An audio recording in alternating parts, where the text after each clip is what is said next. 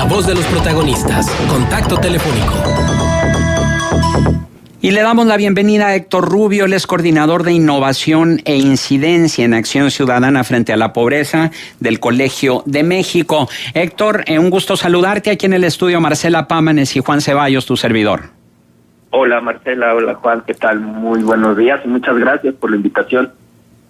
Gracias, Héctor. Y bueno, pues estuvimos leyendo este reporte de la Coordinación de Innovación e Incidencia en Acción Ciudadana frente a la pobreza, estos comentarios que tú hiciste en torno al uso de los programas sociales con fines electorales, pero también este análisis de las causas de que la pobreza en México siga igual que hace 25 años.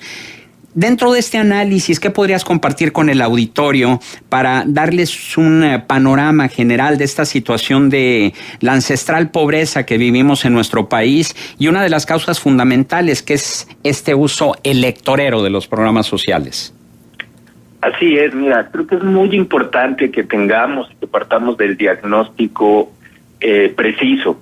Los escuchaba hace unos minutos y creo que es muy importante aceptar que estamos en un contexto de crisis de confianza en las instituciones, crisis de legitimidad de los gobernantes, un Estado que si no es fallido, sí al menos está fragmentado y está capturado, y de puestos y presupuestos públicos secuestrados por un pacto de impunidad y de corrupción. En ese contexto, cuando revisamos las cifras de pobreza y nos vamos al año de 1992, nos damos cuenta que hace 25 años había 53% de la población que vivía en condiciones de pobreza. En aquel entonces, nuestro auditorio recordará que México era un país que se estaba abriendo a la economía global, que estaba entrando por primera vez a la modernidad y que nos esperaba un futuro bastante promisorio. Hoy, si revisamos nuevamente las cifras de pobreza más actualizadas, nos vamos a encontrar con que otra vez, como hace 25 años, 53.3% de la población se encuentra viviendo todos los días en condiciones de pobreza, con la diferencia de que hoy son 11 millones de personas más que hace 25 años. Hoy son 64 millones de personas las que sobreviven cada día en el abismo de la pobreza. El problema es que normalmente pensamos que la pobreza afecta a los pobres.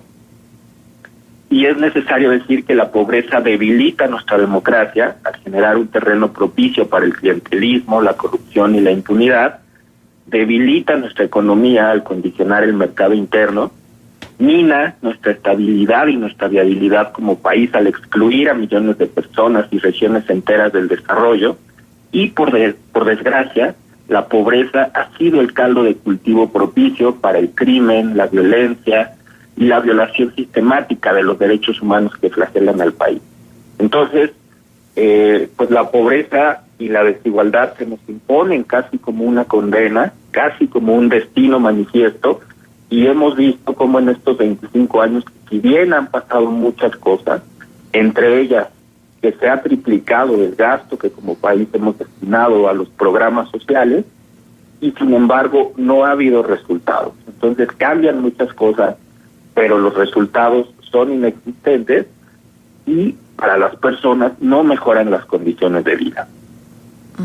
Es un hecho que en nuestro país, desde que existe como nación, la pobreza ha sido una constante desde los tiempos de la colonia, con los indígenas viviendo como esclavos, los mestizos en la miseria, y luego posteriormente en la independencia igualmente las condiciones de pobreza no se superaron, en la reforma igual, en el porfiriato pues no se diga, obreros y campesinos viviendo en la miseria.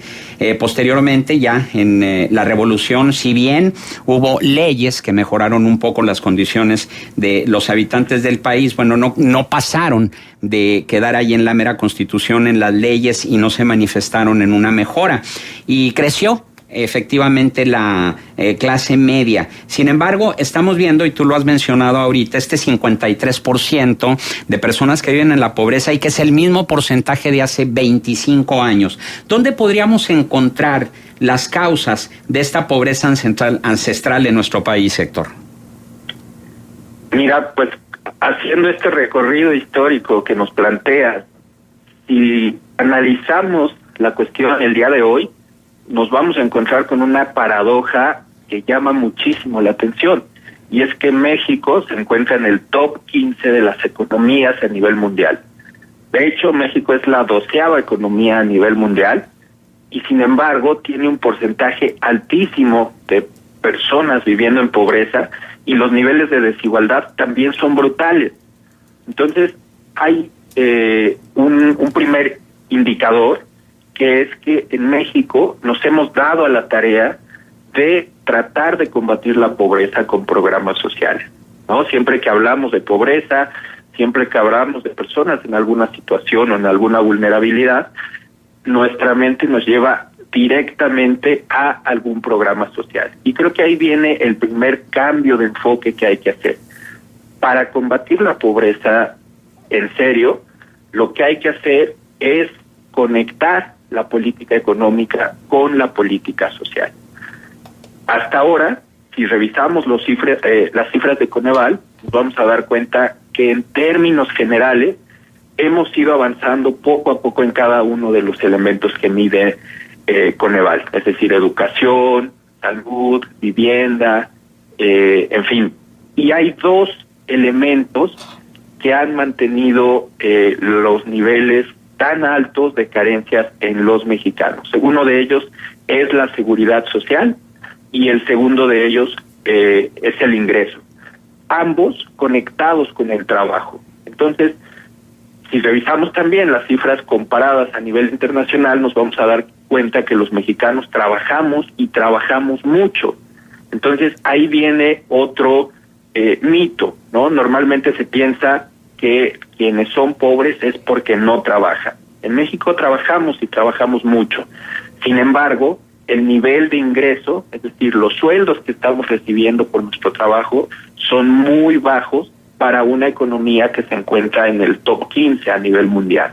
Entonces, es necesario la recuperación de los salarios y muy en particular la recuperación gradual del salario mínimo. Si revisamos los niveles en el mundo, México se encuentra en los últimos lugares en sus niveles de salario, particularmente de salario mínimo, y si revisamos lo que pasa en la región, es decir, Centroamérica, Latinoamérica y Norteamérica, nos vamos a dar cuenta que México está compitiendo no con Chile, no con Brasil, no con Estados Unidos, sino que estamos compitiendo con los niveles que hay en El Salvador, en Honduras, en Guatemala, en términos de salario mínimo. Entonces, insisto, hasta ahora hemos vivido en una desconexión entre la política social y la política económica, y es necesario no solamente que haya crecimiento económico, sino que sea un crecimiento económico que incluya a las personas, que incluya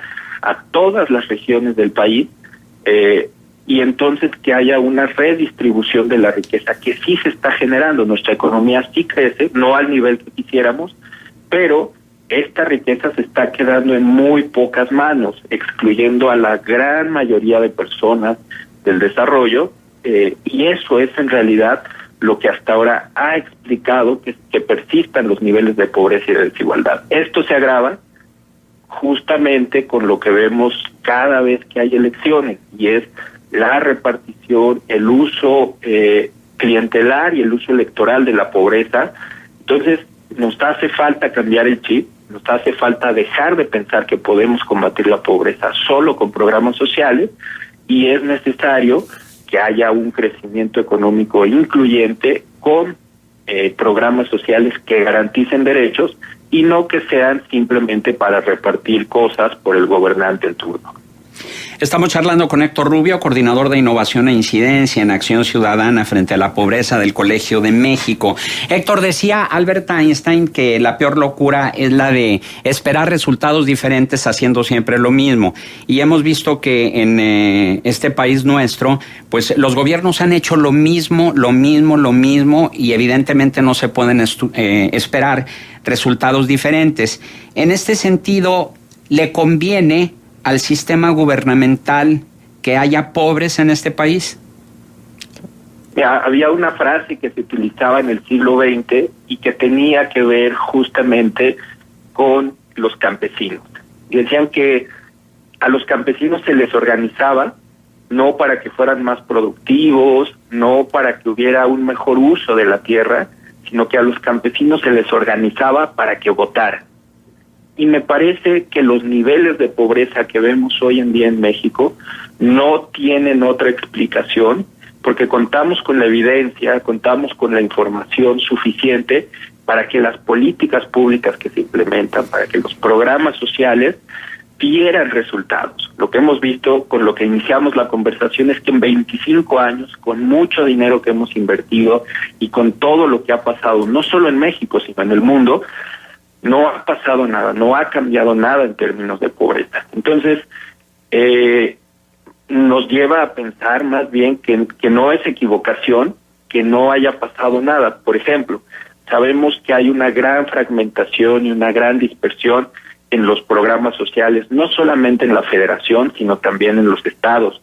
Sabemos que hay grandes niveles de opacidad, de discrecionalidad y de corrupción en la asignación y en la operación de muchos de estos programas, y vemos también una explosión en el número de programas. En el caso de la federación, por ejemplo, en 2008 teníamos cerca de 80 programas sociales y hoy en día el gobierno federal cuenta con casi 300 programas. Entonces, el crecimiento de programas ha sido tal que no explica y no justifica que no haya ningún resultado en el avance, en el combate a la pobreza. Uh-huh. Entonces, no solamente estamos fallando en el presente, sino que el costo es altísimo porque estamos desaprovechando un gran potencial como país. Y te lo pongo en estos términos. Hoy en día, si eres mujer, si eres indígena, si eres joven, prácticamente estás condenado a no salir de una situación de pobreza. Y no solo eso, sino que estarías condenando también a tus hijos. Esa sería la herencia que les estarías dejando. Entonces, al momento de entrarle en serio al combate a la pobreza, lo que estaríamos logrando es dejar que México fuera un país en el que origen es destino. Estaríamos logrando una sociedad con igualdad de oportunidades para todos, sin privilegios y sin corrupción. Pero en tanto persistan este uso electoral de la pobreza, en tanto no haya una estrategia nacional de política social, sino programítica, déjame llamarlo así, estamos condenados a repetir este mismo escenario. Uh-huh. Héctor, buenos días. Te saluda Marcela Paman. Escuchando esto, pienso en dos cosas. Si fuéramos detectives, tal vez una pregunta tendría que ser la que nos orientara en nuestras indagatorias. Sería, ¿a quién le favorece la pobreza en México? Evidentemente, estamos hablando de una promoción de un nicho electoral sumamente redituable. Y sin embargo, voy un poco más atrás y me voy a los finales 70s, principios de los 80s, cuando en este país la movilidad social tenía lugar y donde estudiar una carrera universitaria era prácticamente un escalón que te permitía ascender dentro de los nichos de la población económicamente activa y sobre la posibilidad de progresar económicamente en el país. Hoy se ha perdido esa movilidad social. Hoy estudiar una carrera universitaria ya no es garantía absolutamente de nada. Y entonces la pregunta sigue estando, ¿a quién le favorece? ¿Es la manera de perpetuarse en el poder? ¿Es la manera de utilizar todos estos programas, como se ha dicho ya en la conversación, para fines electorales, para que gane un partido? Hola Marcela, buenos días. Mira, pues justamente creo que eso es parte del diagnóstico y es el elevador de la movilidad social se ha descompuesto, ya no sirve. Entonces, lo que antes representaba estudiar una carrera o tener una mayor grado académico, hoy en día no se traduce en mejorar las condiciones de vida de las personas. Y Por ejemplo, lo vemos cuando hablamos del mercado y de las señales que manda alguna decisión del mercado o alguna decisión del gobierno hacia los mercados. Pues bien, una de las señales que es muy evidente y que es con mucha crudeza lo que nos está diciendo de nuestro presente, es la señal que como sociedad mandamos al valor del trabajo, ¿no? El trabajo era uno de estos componentes de la movilidad social y hoy en día, como lo comentaba hace un momento, los mexicanos trabajamos y trabajamos mucho y sin embargo los niveles de pobreza son muy altos. Lo que eso nos dice, la señal que eso manda es que para mejorar las condiciones de vida de las personas, la vía no es el trabajo, la vía no es ya esta educación, sino que más bien han aparecido otras vías y es justamente lo que tiene que ver con el crimen organizado, con la violencia, y es todo este contexto en donde parece ser que las instituciones se encuentran secuestradas, que los gobernantes están administrando los problemas, pero no los están resolviendo y por el contrario, se están agravando con el paso del tiempo. Entonces sí, me parece que tu apreciación es totalmente válida al momento de cuando hablamos de un pacto de impunidad y de corrupción y de instituciones secuestradas, pues claramente hay alguien que gana y hay alguien que le conviene que persista esta situación y por otro lado, no es de llamar la atención que justamente cuando hay campañas electorales se promete resolver este tipo de cuestiones que por el contrario parece ser que son los causantes de esta situación los que nos ofrecen la solución. Entonces, en tanto no haya un cambio de paradigma, de enfoque, no solamente de los gobernantes, yo te diría más bien esto tiene que venir de la sociedad en tanto exigencia, en tanto participación, en tanto alzar la voz y exigir. Me parece que difícilmente el cambio vendrá de los gobernantes y por el momento de estas instituciones que se encuentran en este estado. Ajá. Nada más una última pregunta que tiene que ver con si es válido que la pobreza se combata con dinero, con recursos, porque hemos visto que los estados más pobres reciben más recursos porque son más pobres y sin embargo no ha podido combatirse la pobreza. Entonces, ¿no tenemos capacidad de diseñar estrategias contra la pobreza? México nunca ha tenido una estrategia contra la pobreza, ¿no? Si lo vemos como país, lo que tenemos son ideas, en el mejor de los casos, pero en su gran mayoría ocurrencias que tienen una fecha de caducidad de 3 años o de 6 años máximo y que el siguiente gobernante cambia totalmente. Entonces, lo que nos hace falta como país es contar con una estrategia nacional que responda a una pregunta muy básica y en torno a la cual se articulen todos los demás componentes. ¿Qué país es el que queremos? Héctor Rubio, coordinador de innovación e incidencia en Acción Ciudadana frente a la pobreza del Colegio de México, nuestro agradecimiento por tu valiosa participación aquí en Contextos y esperamos que no sea la última. El agradecido soy yo, muchas gracias. Buenos días.